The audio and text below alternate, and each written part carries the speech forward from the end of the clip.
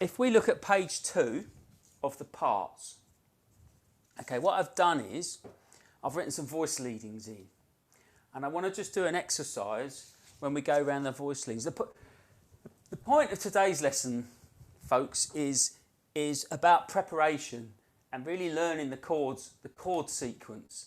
When you've got a chord sequence like this with a lot of chords in it, okay, we have to do a lot of preparation work to really get around those chord sequences. Even if we don't play them all, it's good to know what they are, okay? So, what a voice leading is when I start with one chord tone. I pick one of the notes from the chord, and then I move to the next nearest note in the next chord, okay? Yeah, and then I just work through, and all I do is I get a horizontal line.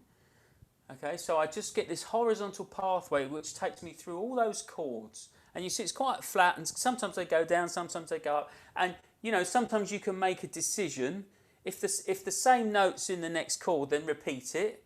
But you generally want to go to the nearest note. But sometimes if you want to, you can also bear in mind the curvature of your line. If you want to go up or down, you can sort of go to the next nearest note sometimes. So what I've done is I've written out the first voice leading exercise. So if we take the first chord, because this is the thing, there's a lot of chords, right? So we're reducing it down now to just thinking of one note for each chord. So I'm on the 5th, and I'll do it over the root, and then you can hear it. So here we go. Maybe you want to play along. So I'm playing the 5th on the first chord, then I'm going to the 3rd.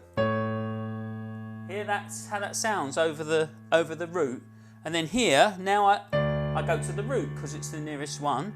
Then I go to the flat 7. Then I go to the 3rd. Now the 9th is a good one because it's a sus chord. And then the flat 7. You see what I did there? I keep it going.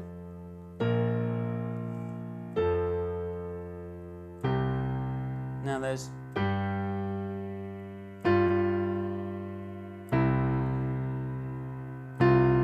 So again, I'm making choices as I go.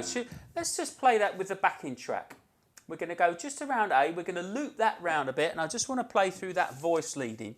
So, and essentially, what you would do is something like this, is then you would learn that. You would learn that sequence of notes off by heart so that you've got a clear pathway through the chord sequence. So you can reduce all the clutter of thinking of all those complicated notes and chords and harmony and trying to process all that information. You've just learned that pathway, okay? Then we can embellish that pathway. I'll show you some ways of doing that. So let's just do the first A section. Here we go. I'll play it with you. So here we go.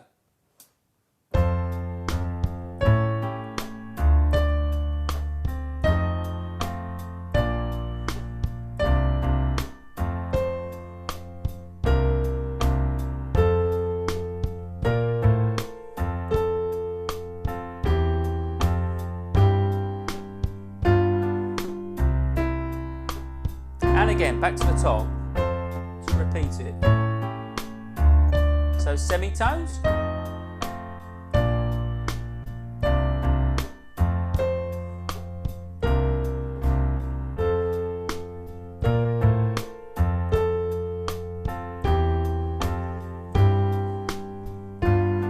Okay, now let's do it again, and this time we'll just add a little bit of rhythm to that.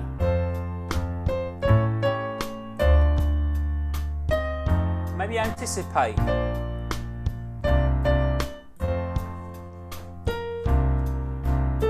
See what I'm doing?